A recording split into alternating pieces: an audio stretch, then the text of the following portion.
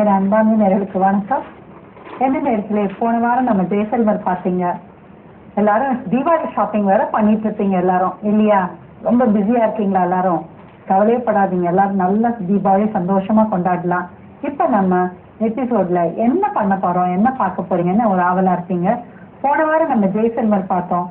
அதோட Sun city, அது yellow city, pink city, blue city அப்படின்னு எல்லாம் பார்த்தீங்க. இந்த வாரம் ராஜஸ்தான்ல 5வது பெரிய சிட்டி, அதாவது தி பியூட்டிஃபுல் சிட்டியை பார்க்க போறோம். அதுதான் பிகானர். ஸோ பிகானர் பார்க்க போறோம். எல்லாரும் ரெடியா இருங்க. ரொம்ப அழகான ஒரு ஊரு, அதாவது ஒரு பாலைவனத்துல இவ்வளவு ஒரு அழகான ஒரு ஊரை உருவாக்கியிருக்காங்கன்னு பிரமிப்பாக இருக்கும்.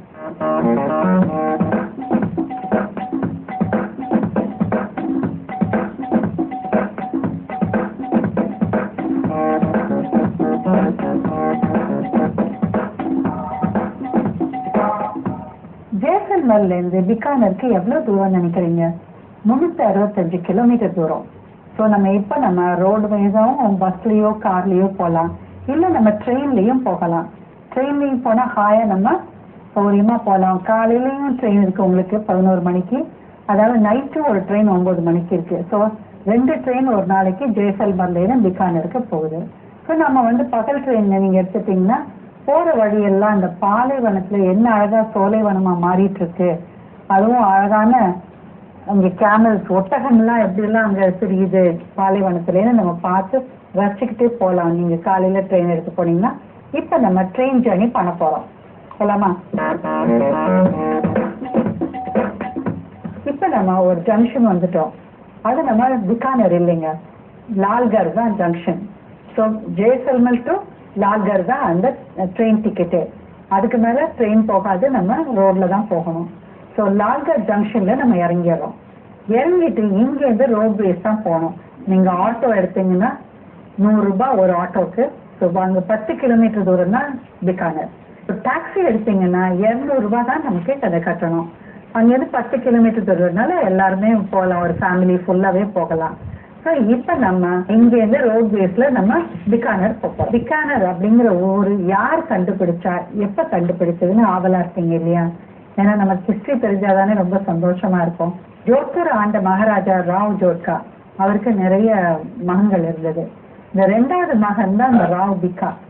இவன் ரொம்பவே என்தூசியாஸ்டிக்கா துருதுருன்னு இருக்க இளவரசன். ஆனா அவருக்கு என்ன ஆச்சு, அவருக்கு பட்டம் கிடைக்காது இல்லையா? முதல் மகனுக்கு இளவரசனுக்கு தான் அந்த பட்டம் கிடைக்கும், அந்த ஜோத்பூர் மகாராஜாவா மாறணும் அப்பாவுக்கு அப்புறம்.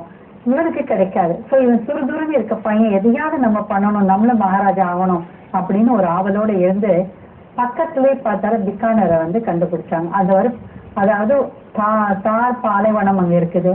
ஸோ தார் பாலைவனத்தை இது ஒரு பெரிய ஊரா மாத்தினா என்ன, அங்க ஒரு கோட்டையை கட்டி அது ஒரு ஊரா மாத்தினா என்னன்னு அவன் பேரு பிகா.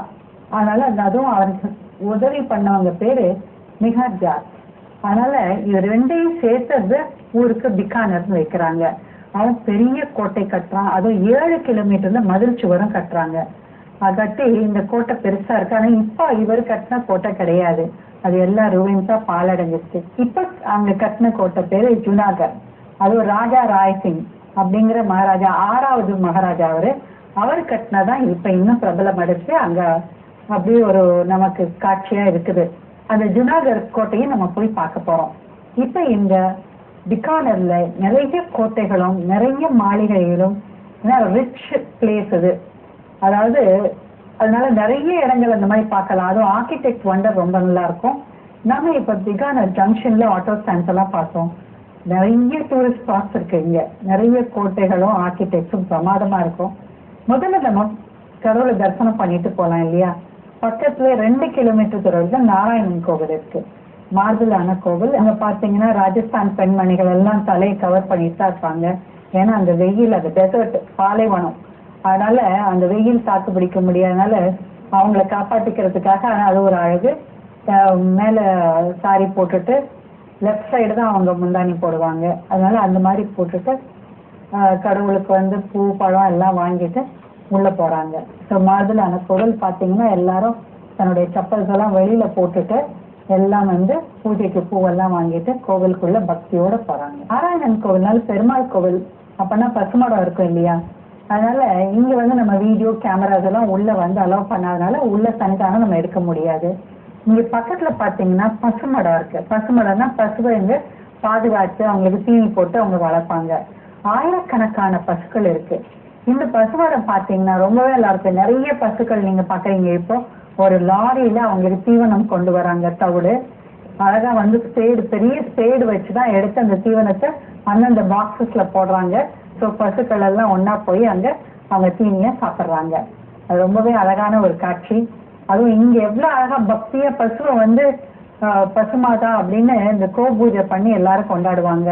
அதுவும் பெண்கள் எல்லாம் ரொம்பவே கொண்டாடுவாங்க. நார்த்ல ரொம்ப ஜாஸ்தி. அதுவும் பிகானர்ல நீங்க பாத்தீங்கன்னா பசு, அதனாலதான் பால் ஸ்வீட்ஸ் எல்லாம் ரசகுல்லா ரொம்பவே கிடைக்கும். நிறைய பசுக்கள் வளர்க்கறதுனால பால் நிறையவும் கிடைக்கும். அதனால இப்ப பசுமடத்தை பார்த்து நம்ம என்ஜாய் பண்றோம்.